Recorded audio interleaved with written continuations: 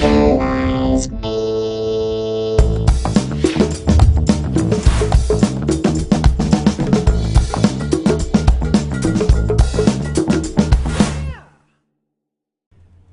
In this chapter, I want to take a look at using Drupal's dynamic template system in order to create templates that allow us to target specific node types.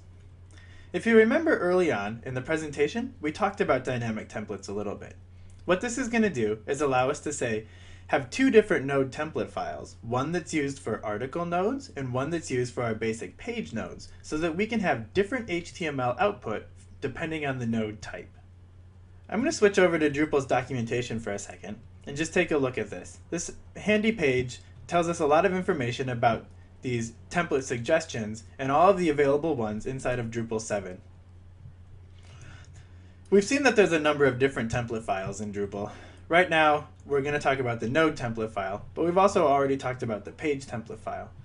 This concept of template suggestions or dynamic templates is true for just about every template file. Here you can see are the template suggestions for the node template file. This is telling me that I can create a new template file based off of node.tpl.php, and as long as I follow a specific naming convention, it'll use my specific node template file for things like nodes that are of a specific type, or if I have a node template file for a node with a specific ID. A little bit further down, it gives a more detailed example here. You can see if I had a template file named node hyphen hyphen and then the node ID, so like node 48 for example, whenever someone viewed the node with the ID of 48, it would use that specific template file. For every other node, it would use the base template file. Or if I had one of node hyphen hyphen and then node type, so like article or page or whatever my machine readable content type name is, if I'm viewing a node that's of the type article, it's going to use that specific template file. But for every other node where it doesn't have a specific template file, it'll fall back and use the base template file. So we're going to make use of these dynamic templates in order to have the HTML for our articles and our pages be a little bit different. If you remember our original mockup in our index.html file, you saw that all of these posts on our site are displaying a date. So the date that that post was created, and post information, and so forth. But then back on our site, you can see we've got posts of a couple of different types. We've got articles, so ones that have like an author and a posted by date, and tags, and so forth. And then we've also just got basic pages. Basic pages don't actually display the author that created it or the date that it was posted. You know, basic pages are intended to be used for things like an about page, and you're probably not going to display a date that your about page was created, but you are going to display a date that a news article was created. So we're going to see how we can have two different template files, one for articles and one for pages. And then on articles we can output that date, but on pages we can just leave it without the date and without that additional author and so forth. The first thing I need to do is just make a copy of our node template file in the 960 robots theme. So I'm just going to duplicate that template file and I'm going to rename it to node hyphen hyphen node type. In this case, article. So node hyphen hyphen article.tpl.php. The node type is that machine readable name that we set when we created a new content type. So in my case, I know that that's article. If I didn't know what that node type was, an easy way to figure that out is to go over to your site, in structure, under content types.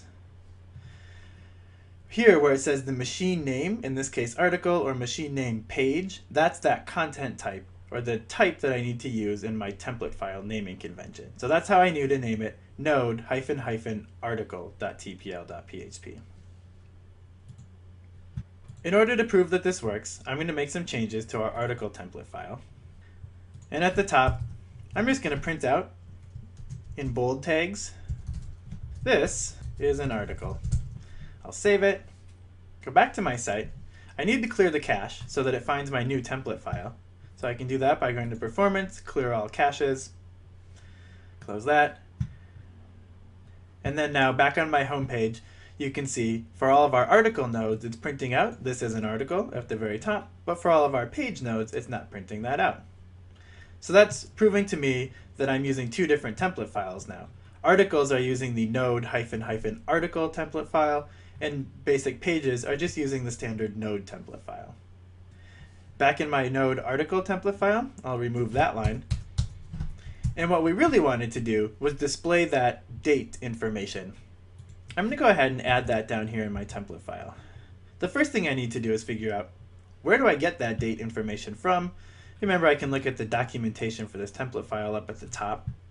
And one of the things I'll see is under the available variables here, I've got the $date variable, the formatted creation date. Awesome. So that gives me the creation date. I can go ahead and print that out in our template file. So I'll just scroll back down. And then right there where I'd like to print it out, is add a PHP print statement and print the date variable. And now, back on our site, I can hit refresh. And you can see that our date is getting printed out on the page.